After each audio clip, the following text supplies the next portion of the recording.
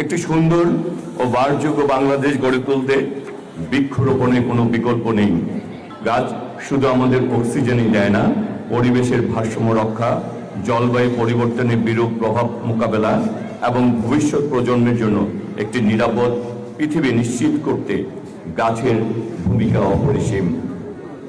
তাই আজকের এই বৃক্ষরোপণ ও চারাগাছ বিতরণ কার্যক্রম আমাদের ভবিষ্যতের প্রতি একটি দায়িত্বশীল অঙ্গীকার। একই সঙ্গে রক্তের গ্রুপ নির্ণয় কার্যক্রম অত্যন্ত মানবিক একটি উদ্যোগ। জরুরি সময়ে একজন মানুষের রক্তের গ্রুপ জানা জীবন রক্ষায় গুরুত্বপূর্ণ ভূমিকা পালন করে। তরুণ প্রজন্মকে এই ধরনের জনকল্যাণমূলক ও মানবিক কর্মকাণ্ডের সাথে সম্পৃক্ত হওয়া অত্যন্ত প্রয়োজন। প্রিয় স্কাউট বৃন্দ, আমরা বিশ্বাস করি রাষ্ট্রের উন্নয়নের পাশাপাশি পরিবেশ সুরক্ষা, মানবিক মূল্যবোধ এবং তরুণ প্রজন্মকে দায়িত্বশীল নাগরিক হিসেবে গড়ে তোলাও জাতীয় উন্নয়নের গুরুত্বপূর্ণ অংশ। স্কাউটিং মূলত শৃঙ্খলা, নেতৃত্ব, দায়িত্ববোধ, মানবিকতা ও দেশ সেবার শিক্ষা দেয়। একজন ভালো স্কাউট শুধু নিজের উন্নতির জন্য কাজ করে না, সে সমাজ, পরিবেশ এবং মানুষের কল্যাণে নিজেকে নিয়োজিত করে।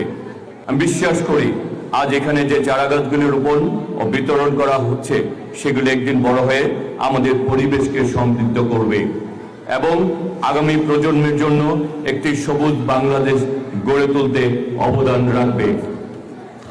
একইভাবে আজকের এই উদ্যোগে অংশ নেওয়া তরুণরা ভবিষ্যতে আরো বড় পরিসরে দেশ ও মানুষের সেবায় নিজেদেরকে নিয়োজিত করবে। সরকারের পক্ষ থেকে আমরা পরিবেশ সংরক্ষণ, তরুণদের ইতিবাচক কর্মকাণ্ডে সম্পৃক্ত করা এবং জনকল্যাণমূলক উদ্যোগকে সর্বোচ্চ গুরুত্ব দিয়ে থাকি।